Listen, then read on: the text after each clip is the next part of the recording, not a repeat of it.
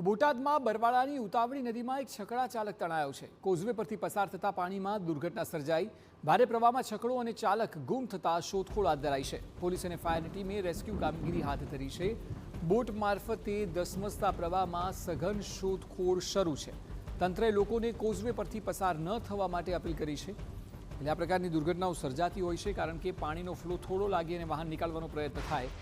Actual में पानी प्रवाह વધારે હોય જેને બહારથી દૂરથી માપી શકાય તેમ નથી હોતો કે તાકાત કેટલી હોય છે। એમાં છકડો તણાયો અને છકડા ચાલક તેની સાથે અત્યારે શોધખોળ હાથ ધરાઈ છે કારણ કે અનેક કલાકોથી તે ગુમ છે।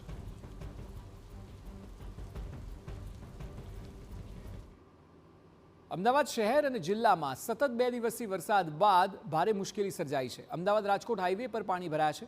અમદાવાદથી બગોદરા સુધીનો હાઈવે બંધ કરાયો છે। સનાથળની આગળ જતા બ્રિજ પર ટ્રકના ખડકલા જોવા મળી રહ્યા છે। સૌરાષ્ટ્ર તરફ જતા ટ્રકોમાં રસ્તામાં થંભી ગયા છે।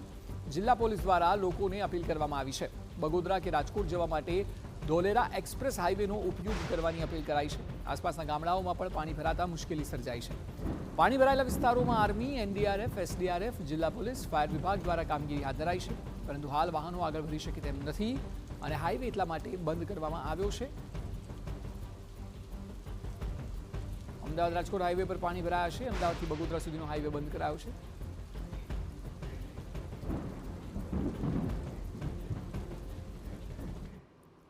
આ વિષય પર વધુ માહિતી આપી રહ્યા છે સંવાદદાતા હરીન માત્રાવાળિયા। હરીન, જે પ્રકારે હાઈવેનો કેટલોક ભાગ બંધ કરવામાં આવ્યો છે, ટ્રક ચાલકો અટવાયા છે, આપ જણાવો કે હાલ શું સ્થિતિ છે?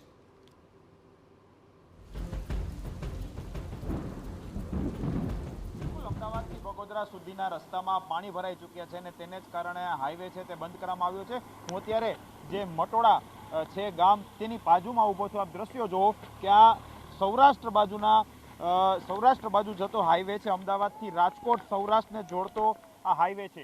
દ્રશ્યો જુઓ કે રોડની એક તરફ પાણી જ પાણી જોવા મળી રહ્યું છે અને તેને કારણે આ હાઈવે બંધ કરવામાં આવ્યો છે। હજી તો શરૂઆત છે પાણીની। જેમ જેમ આગળ જવાય છે તેમ પાણી જ પાણી જોવા મળે છે। એક તરફના રસ્તો છે તે બિલકુલ બ્લોક કરી દેવામાં આવ્યો છે ને બીજી તરફના રસ્તામાં પણ અમુક જગ્યાઓ પર પાણી છે।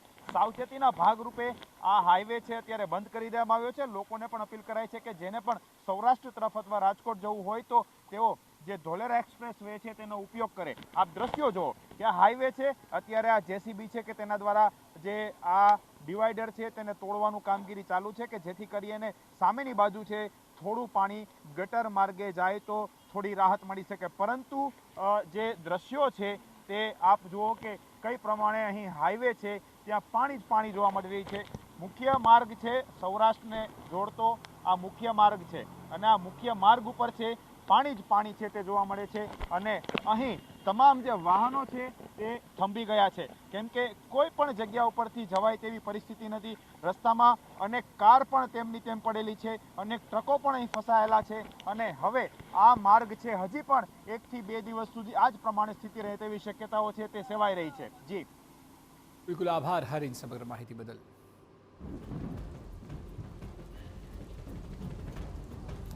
અમદાવાદથી બગોદરા સુધીનો હાઈવે બંધ કરાયો છે અને પાણી જે છે તે સતત ભરેલું છે અને આ સ્થિતિમાં વાહન ચાલકોને જોખમ સર્જાય છે અને એટલા માટે સૌરાષ્ટ્ર તરફ જતા ટ્રક પણ થંભી ગયા છે।